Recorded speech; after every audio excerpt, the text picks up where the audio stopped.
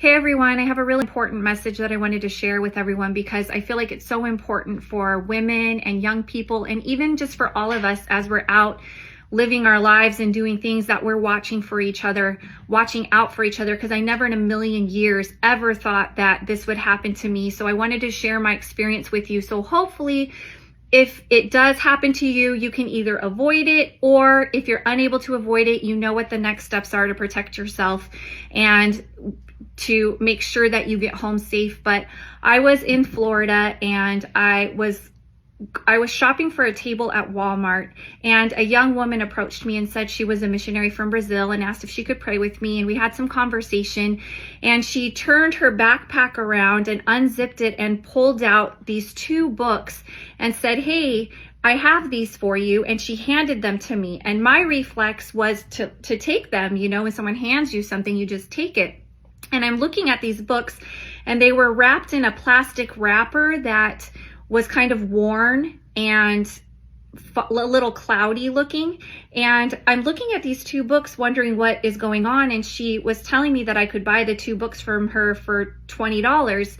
And once I realized she was trying to ask me to buy the books, I said, "Oh no, thank you. I don't need these, but thank you." And I handed them back to her, and she took them back and stuck them in her backpack, zipped it up and said, "Okay, thank you," and walked away. And I thought, wow, that's a strange thing to happen. And I started walking toward where to check out. And within less than a minute, I'd say 30 seconds to a minute, all of a sudden, boom, I started getting very dizzy. And I thought, oh my goodness, I'm so dizzy. I'm gonna really quickly get this table. I'm not gonna shop for anything else. I'm gonna go to my car to try to compose myself. And as I was walking out to the register, I looked down an aisle and I saw her down the aisle texting very nervously. And at that point, I started getting more and more dizzy. And then I realized, oh my goodness, I think I've been drugged.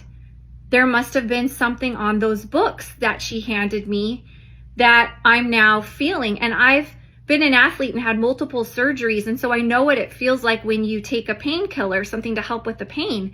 And it felt like I took 20 painkillers all at one time. I was so disoriented and dizzy and just had a hard time composing myself.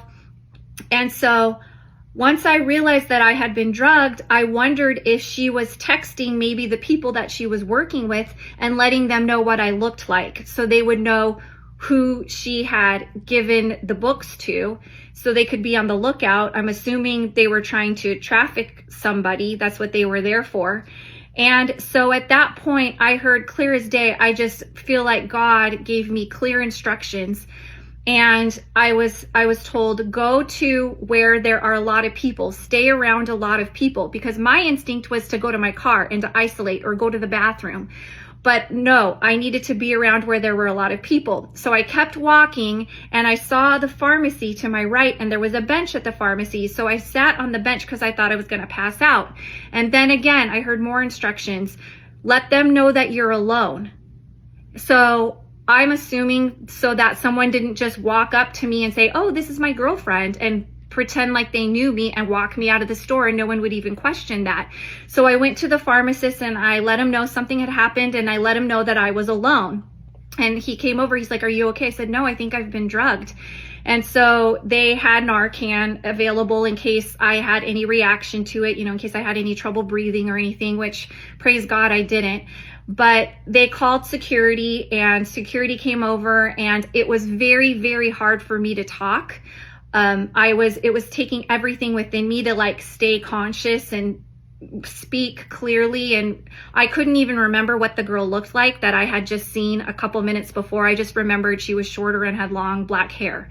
I couldn't remember the clothes she was wearing, none of it. That's how disoriented I was. And I just wanted to share this story, not to scare people, but again, I never ever thought that this would happen to me. So I want you to know, if anybody ever tries to hand you anything, a book, a flyer, a business card, a candle, just anything, you do not have to take it. You can just say, "Oh no, thank you, I'm fine." You do not have to take it from them. Secondly, if you do end up touching something that might have chemicals or something on it that make you feel dizzy and you feel it hit you, your instinct is to isolate. It's to go hide.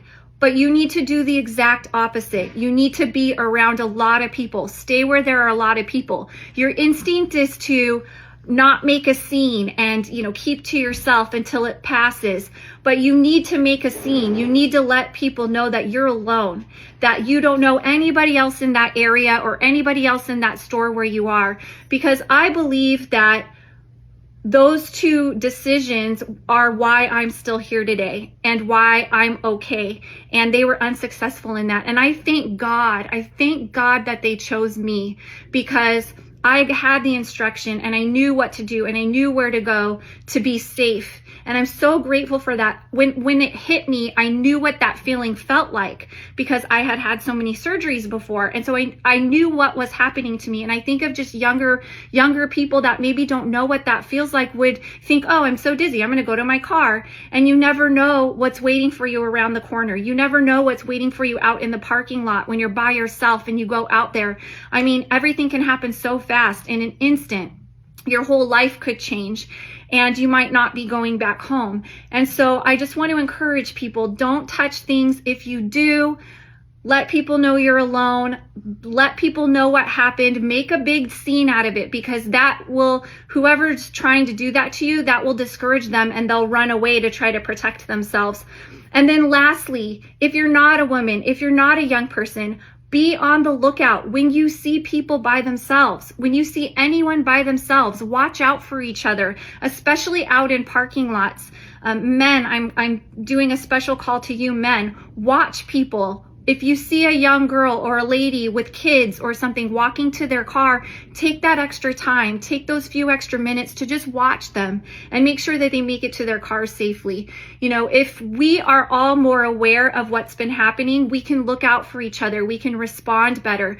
And I'm so grateful that they chose me, because I know there was probably some other girl. If they didn't pick me, there was someone else in that store that might not have made it back home today. So I believe that by them choosing me, that it actually saved 2 lives, not only my own, but maybe someone else that could have been a potential target. So thank you for listening to my story. I know that it's long, but I think that this message is so important, because again, you never think that it will happen to you until it does. And so I just want to encourage everybody to have faith, to look out for each other, love each other. Let's take care of each other.